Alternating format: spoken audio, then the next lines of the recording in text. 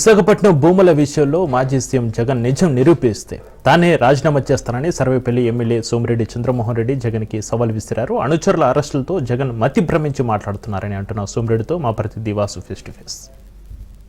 విచితుడైన జగన్ మతి భ్రమించి మాట్లాడుతున్నారని, ఎట్టి పరిస్థితుల్లోనూ వర్షా భూములను ఉచితంగా ఏపీ ప్రభుత్వం కట్టబెట్టలేదని, ప్రజా సంక్షేమం నిరుద్యోగ సమస్యను తీర్చేందుకే వర్షా భూములను ప్రభుత్వం మార్కెట్ రేటు ప్రకారం ఇచ్చిందని చెప్పేసి అంటున్నారు ఎమ్మెల్యే సోమిరెడ్డి. దీనిపైన మరింత సమాచారం అందించేందుకు సర్వేపల్లి ఎమ్మెల్యే సోమిరెడ్డి గారు మనతో పడినారు. సార్, ప్రధానంగా మీరు గమనించారు అంటే జగన్ ఎలా మాట్లాడుతున్నారు, గ్రోత్ రేట్ కూడా మనకి 2వ స్థానంలో ఉంది అంటే ఎందుకు ఈ ఎంకెల్ గారెడ్డి చేస్తున్నాడు, ప్రస్తుతం ఆయన ఎటువంటి భయం అంటారు? ఈ రోజు జగన్మోహన్ రెడ్డి ఒక ఫ్రస్ట్రేషన్ తో మాట్లాడినాడు. 2.5 hours ప్రెస్ కాన్ఫరెన్స్, అంతకుముందు లాస్ట్ టైం ఒక 3 hours మాట్లాడినాడు. దాంట్లో ఒక్కటి నిజం చెప్పలా, రాష్ట్రం గ్రోత్ రేట్ ఎక్కడో పడిపోయిందని చెప్పాడు. నా టైంలో బాగుండింది. ఈ రోజు సెకండ్ ప్లేస్ లో మనం ఉన్నాం, తమిళనాడు ఫస్ట్ ప్లేస్ లో ఉంది.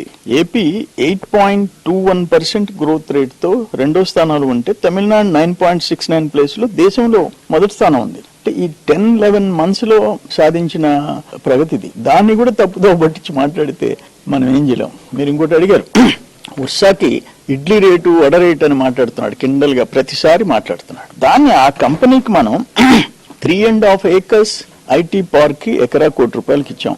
56.36 acres 56 ఎకరాల 36 సెంట్లు, ఎకరా 50 లక్షలకి. కొన్ని సంస్థలకి, టాటా లాంటి సంస్థలకి ఫ్రీగా భూములు ఇచ్చినవి ఉన్నాయి. ఉమ్మడి రాష్ట్రంలో బాబు గారు సీఎంగా, రాజశేఖర రెడ్డి గారు సీఎంగా ఇస్తాం. ఒక మంచి పెట్టుబడి వచ్చేటప్పుడు వాళ్ళకి ఇన్సెంటివ్ ఇస్తాం.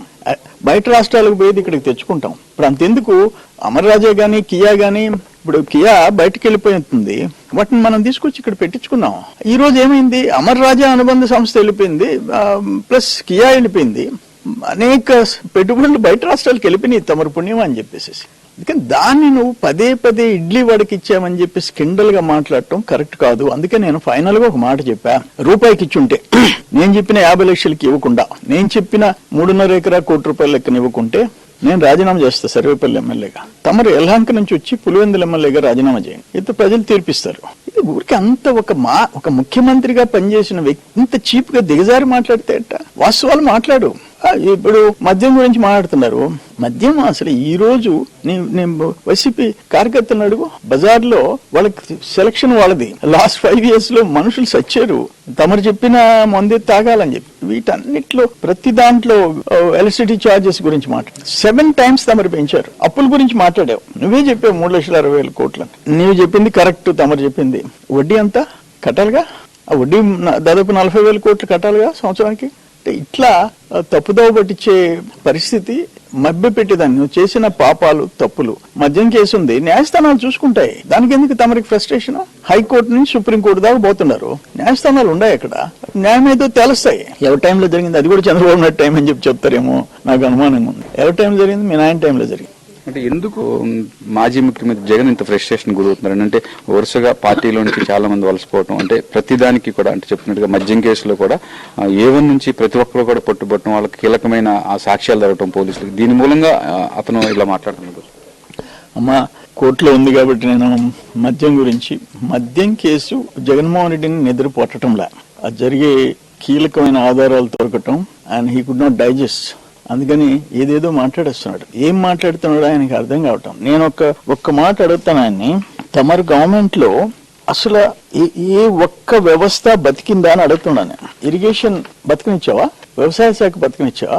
రోడ్లు భవనాలు బతికినిచ్చావా? పంచాయతీ 14th ఫైనాన్స్ కేంద్ర ప్రభుత్వం ఇచ్చిన చిన్న చిన్న పంచాయతీలు, పెద్ద పంచాయతీ ఈ రోజు రాత్రి డబ్బులు పడితే రేపు ఉదయం రివర్స్ బటన్ నొక్కొని వెనక్కి తీసుకున్నారు కదా తమరు. అందుకని ఏంటంటే చేసిన పాపాలు, లాస్ట్ 5 years లో విధ్వంసం మళ్ళీ ఇప్పుడు ట్రాక్ లో పడుతుంది ఈ ప్రభుత్వం వచ్చింది. అందుకని తమరు జీర్ణించుకోలేక మా మీద విషయం కక్కుతున్నాడు, అంతమించి ఇంకేంలే. అంటే ప్రధానంగా చూసుకుంటే కనుక ఎట్టి పరిస్థితుల్లోనూ జగన్మోహన్ రెడ్డి తలపెట్టిన వెన్నుపోటు దీక్షకి ఎట్టి పరిస్థితుల్లో ప్రజల స్పందన లభించదని, దేని చూసుకుంటే కనుక ఇప్పటికే ప్రజల్లో మరింతగా టీడీపీ పెంచుకునేందుకు కూడా మహానాడు 27, 28, 29 తేదీల్లో కడపలో చేపట్టామని, ఏది ఏమైనప్పటికీ కడప సభ ద్వారా జగన్ గతంలో పరిపాలించిన విధానాన్ని, పరిపాలించిన ప్రజలకు చేసిన హానిని కూడా స్పష్టం చేస్తామని, మహానాడు సభ ద్వారా కూడా ప్రజల్ని మరింతగా చైతన్యవంతం చేస్తామని చెప్పేసి అంటున్నారు సోమిరెడ్డి. కెమెరామెన్ సాయితో వాసు, టీడీపీ.